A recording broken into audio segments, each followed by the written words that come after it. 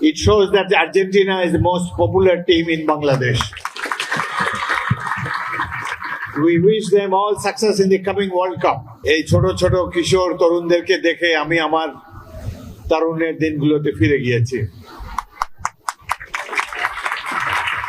মনে হয় যে আমি বোধহয় তোমাদের মাঝে ওখানে বসে আছি, এখানে অন্য কেউ বক্তব্য দিচ্ছেন। আমার বাড়ি ভোলা জেলায়, কিন্তু আমার সবচেয়ে প্রিয় শহর হলো যশোর।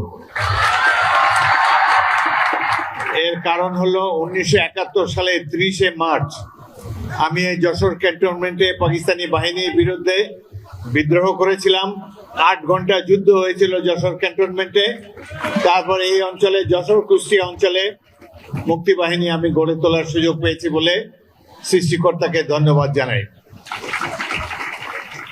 পাকিস্তান সামরিক বাহিনীতে আমার প্রথম পোস্টিংই ছিল যশোর ক্যান্টনমেন্ট। 2.5 বছর যশোরে ছিলাম।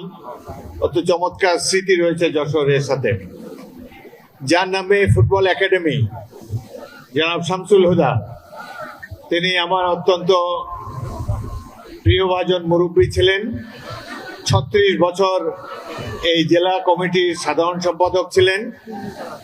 1962 সালে ঢাকায় জাতীয় ফুটবল প্রতিযোগিতা অনুষ্ঠিত হয়েছিল।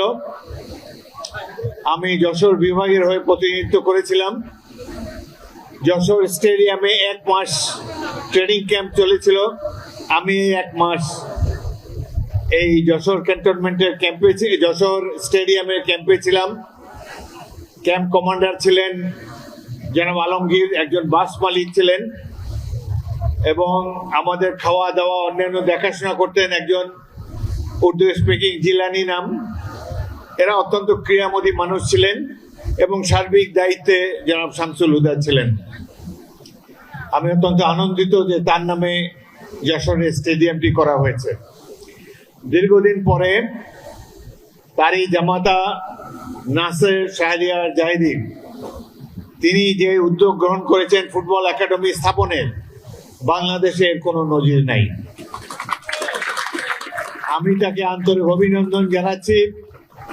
বাংলাদেশে এই ধরনের 10 জন ক্রীড়ামোদী এবং স্পন্সর যদি থাকতো, তাহলে আমরা বোধহয় এখন ওয়ার্ল্ড কাপ খেলার কাছাকাছি চলে যেতে পারতাম। ক্রীড়াঙ্গনে যাদেরকে দেখি তারা এখান থেকে কিছু নিতে আসে, আর এখানে দেখলাম যে জাহিদি সাহেব তিনি কিছু দিতে এসেছেন, এবং যে সুন্দরভাবে এই একাডেমিটি অর্গানাইজ করেছেন। প্রতি বছর শিশু কিশোরদেরকে ট্রেনিং দিচ্ছেন। জাতীয় দলেও এখানকার খেলোয়াড়রা খেলেছে। এটি আমাদের সকলের জন্য গর্বের বিষয়। আমরা আশা করব জনাব শাহরিয়ার জাহিদি এই উদ্যোগ চালু রাখবেন, তার সন্তান এবং আত্মীয় স্বজন এটাকে সাফল্য করবে, এটাকে সহায়তা করবেন বলে আশা করি। এত মনোমুগ্ধকর সবুজ বেষ্টনীর মধ্যে এত চমৎকার কতগুলো মাঠ, সুন্দর এই একাডেমি, এগুলা দেখে আমরা অত্যন্ত অভিভূত হয়েছি। তাকে আবারও কৃতজ্ঞতার ধন্যবাদ জানাই। For my friends from the international area, Argentina and Pakistan, I would like to thank them for being here this morning on a grand occasion. When Mr. Marcelo came to speak, I saw everybody was clapping. It shows that Argentina is the most popular team in Bangladesh. We wish them all success in the coming World Cup. Pakistan does not play in the World Cup. However, that is my team. I played 4 years for Pakistan. Played in Turkey, Iran, Burma. It was a good team those days. We have beaten teams like Saudi Arabia and Iraq in the international arena. However, আমার মনে হয় যে এই তরুণদের মধ্য থেকেই গড়ে উঠবে আমাদের দেশের ম্যারাডোনার মতো খেলোয়াড়রা, এবং এই কৃতিত্বের জন্য আমি সকল কৃতিত্ব দিতে চাই এই একাডেমির প্রতিষ্ঠাতা শাহরিয়ার জাহিদি এবং তার এই টিমকে। এত মনোমুগ্ধকর পরিবেশে এই গ্রাসরুট ফুটবল একাডেমি প্রশিক্ষণ অনুষ্ঠিত হচ্ছে দেখে আমি খুবই আনন্দিত হয়েছি। আশা করি যশোরবাসী তিনি যে অবদান রেখেছেন এর ফলে যশোরের ফুটবলের মান সাথে সাথে বাংলাদেশের ফুটবলের মান আরো উন্নত হবে। ফুটবল ফেডারেশনের প্রেসিডেন্ট তাবেদ আওয়াল, উনি বয়স কম, নিজেও একজন খেলোয়াড়।